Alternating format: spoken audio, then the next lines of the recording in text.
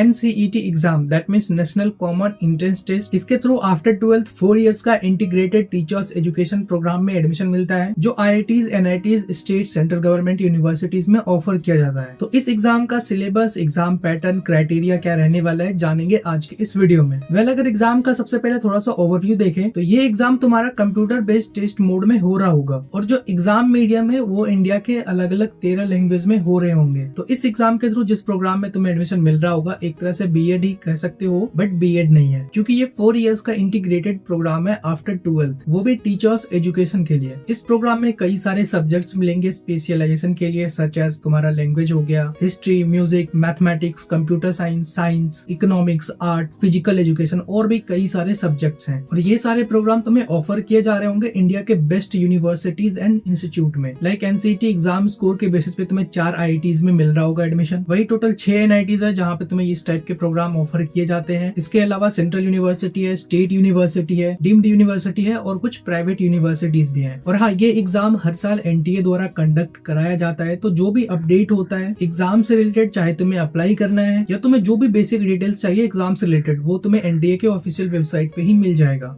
अब अगर NCET exam में अपेयर होने की सोच रहे हो तो जनरली इसका डेट लास्ट वीक ऑफ फरवरी में आता है, बट 2025 के लिए अगर तुम अप्लाई करना चाहते हो तो इसका एप्लीकेशन 20 फरवरी को ही स्टार्ट हो गया था। लास्ट डेट है अप्लाई करने का 16 मार्च, और वही तुम्हारा एग्जाम हो रहा होगा 29 अप्रैल को। वैसे एग्जाम का थोड़ा ओवरव्यू मैंने स्टार्टिंग में ही बताया दिया था कि ये एग्जाम तुम्हारा CBT मोड में होता है, MCQ बेस्ड सारे क्वेश्चन होंगे। एग्जाम मीडियम इंडिया के 13 अलग अलग भाषा में तुम्हें देखने को मिल जाएगा, और ये जो टोटल एग्जाम होता है वो 3 घंटे का होता है, 2 शिफ्ट में होता है एग्जाम। और जो एग्जाम मीडियम है वो तुम अपने प्रेफरेंस के अकॉर्डिंग सिलेक्ट कर सकते हो। अब अगर exam syllabus and exam pattern देखा जाए तो ये टोटल 4 सेक्शन में तुम्हारा एग्जाम होता है, जिसके अलग अलग सिलेबस है। तो अगर सेक्शन 1 की एग्जाम सिलेबस एंड पैटर्न की बात करें तो इसमें तुम्हारा 2 लैंग्वेज का एग्जाम होता है। अपने प्रेफरेंस के अकॉर्डिंग सेलेक्ट कर सकते हो, लैंग्वेज को चूज कर सकते हो, जिस भी लैंग्वेज का तुम एग्जाम देना चाहते हो। तो इस सेक्शन में टोटल 2 पेपर रहेंगे, लैंग्वेज 1 एंड लैंग्वेज 2। तो हर एक पेपर में 23 क्वेश्चन रहने वाले हैं, जिसमें से तुम्हें 20 अटेम्प्ट करने हैं। तो टोटल 2 पेपर रहने वाला है इसमें, सो इसलिए टोटल क्वेश्चन हो गया 46 एंड टोटल तुम्हें क्वेश्चन अटेम्प्ट करने हैं 40। तो ये तो हो गया सेक्शन 1 का। अब अगर सेक्शन 2 की बात करें तो इसमें बेसिकली तुम्हारा 12th से रिलेटेड रहने वाला है, मतलब 12th में तुम जो भी सब्जेक्ट चूज करे हो, आर्ट, कॉमर्स, साइंस, उसमें से किसी 3 सब्जेक्ट का तुम्हें एग्जाम अपेयर होना पड़ेगा। लाइक डोमेन स्पेसिफिक है, अगर PCM है तो PCM का, बायोलॉजी है तो बायोलॉजी से रिलेटेड, कॉमर्स है तो कॉमर्स से रिलेटेड, आर्ट्स है तो उससे रिलेटेड। तो इसमें हर एक सब्जेक्ट में 28 क्वेश्चन रहेंगे, जिसमें से तुम्हें 25 ही अटेम्प्ट करने हैं। वही अब अगर थर्ड सेक्शन की बात करें तो ये भी तुम्हारा मैंडेटरी सेक्शन है, इसमें खास करके जनरल टेस्ट वगैरह होता है। तो इसका जो एग्जाम सिलेबस है लाइक जनरल नॉलेज है, करंट अफेयर्स है एंड रीजनिंग टाइप के क्वेश्चन रहने वाले हैं। तो इन सारे सिलेबस का मिला के तुम्हारा जो एग्जाम का टोटल क्वेश्चन रहने वाला है सेक्शन 3 में 28 क्वेश्चन रहने वाला है, जिसमें से तुम्हें 25 अटेम्प्ट करने हैं। And now final 4th section, teaching aptitude. So basically इसमें टीचिंग से रिलेटेड रहने वाला है, तो इसमें बहुत सारे ऑप्शन मिलेंगे, अपने प्रेफरेंस के अकॉर्डिंग चूज कर सकते हो। एंड इसमें टोटल 23 क्वेश्चन होंगे, जिसमें से तुम्हें मात्र 20 क्वेश्चन ही अटेम्प्ट करने हैं। सो अब अगर चारों सेक्शन का मिला के टोटल एग्जाम का क्वेश्चन देखा जाए तो टोटल 181 क्वेश्चन रहने वाले हैं, जिसमें से तुम्हें 160 क्वेश्चन ही अटेम्प्ट करने हैं, वो भी 3 घंटे का टाइम तुम्हें मिलने वाला है टोटल एग्जाम के लिए। और एग्जाम भी तुम्हारा 2 शिफ्ट में हो रहा होगा, तो डिपेंड करता है तुम्हारा कौन सा शिफ्ट में एग्जाम होता है, मॉर्निंग शिफ्ट में या फिर इवनिंग वाले शिफ्ट में। और रही बात एलिजिबिलिटी क्राइटेरिया की, तो यहाँ पे एज लिमिट का कोई क्राइटेरिया नहीं है और 12th पास आउट का भी कोई क्राइटेरिया नहीं है फिलहाल के लिए, मतलब सिर्फ 12th पास आउट होना चाहिए, परसेंटेज वगैरह का कोई सीन नहीं है NCET एग्जाम में अपेयर होने के लिए। अब बाकी हो सकता है कि कुछ यूनिवर्सिटीज का, इंस्टीट्यूट का अपना अलग क्राइटेरिया हो एडमिशन से रिलेटेड, तो जिस भी इंस्टीट्यूट में तुम इंटरेस्ट रखते हो उसके अकॉर्डिंग तुम देख लेना उसका क्या कुछ क्राइटेरिया रहने वाला है। और हाँ, अगर सारे गवर्नमेंट कॉलेजेस, यूनिवर्सिटी, इंस्टीट्यूट का इंटेक देखा जाए तो टोटल सीट्स यहाँ पे अवेलेबल है 6100 का। अब इसमें ऑब्वियसली तुम्हें रिजर्वेशन वगैरह देखने को मिल जाएगा, क्योंकि गवर्नमेंट कॉलेजेस हैं, तो तुम उसके अकॉर्डिंग देख लेना। सो आई होप NCET एग्जाम से रिलेटेड तुम्हारा जो भी बेसिक डाउट्स था वो क्लियर हो गया होगा। अगर अब भी कुछ पूछना है तो कमेंट में पूछ सकते हो, या किसी टॉपिक पे वीडियो चाहिए तो let me know in the comment section. और चैनल को सब्सक्राइब कर लेना ताकि इस तरह की इन्फॉर्मेटिव वीडियो तुमसे मिस ना हो। बाकी मिलते हैं हम नेक्स्ट वीडियो में।